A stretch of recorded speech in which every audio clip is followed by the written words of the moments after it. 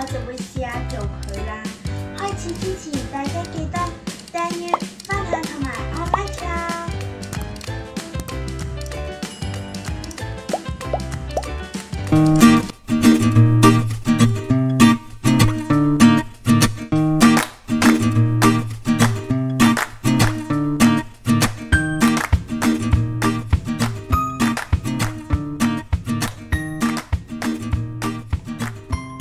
首先醃製餡料包括免治豬肉、鹽、薑蓉、黑胡椒粉、麻油同埋醬油。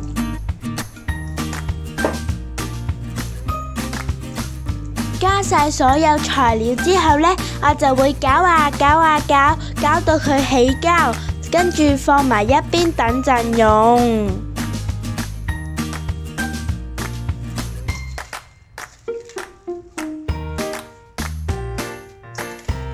跟住我就會開始做麵團啦，加入中筋麵粉、糖、酵母同埋水。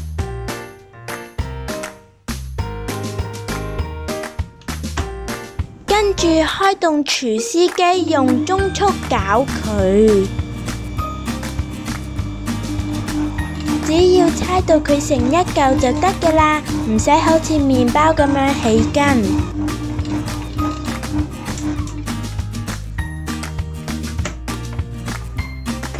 完成咗之後呢，將個麵團搓圓，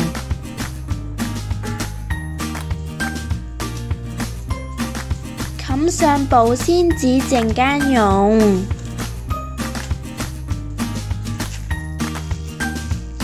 跟住我會整油酥，油酥皮嘅製作方法好簡單嘅咋，材料呢淨係要豬油同埋低筋麵粉。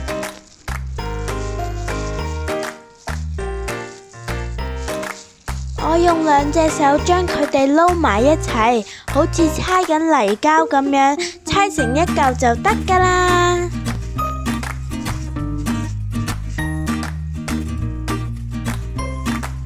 用保鮮紙包起去等陣用。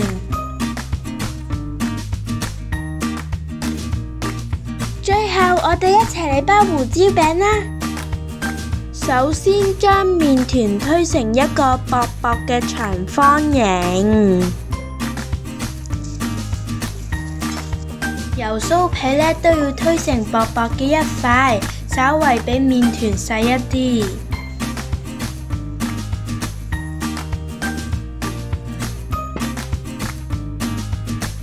然後喺麵團上加上油酥皮。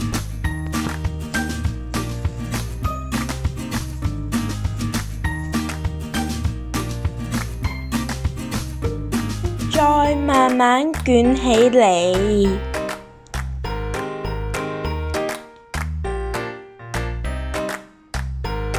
完成咗之後呢，分成12份。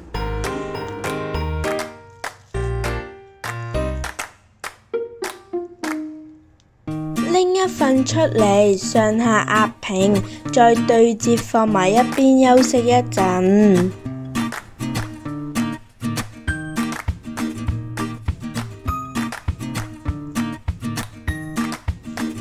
休息完之後呢，拎一份麵團出嚟，壓到佢薄薄地，再放入餡料。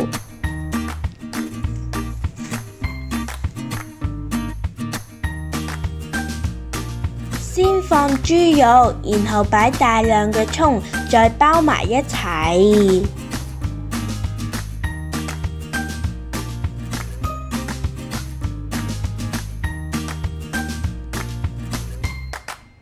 完成咗之後呢，喺皮嘅表面印上水，再黐啲芝麻上去。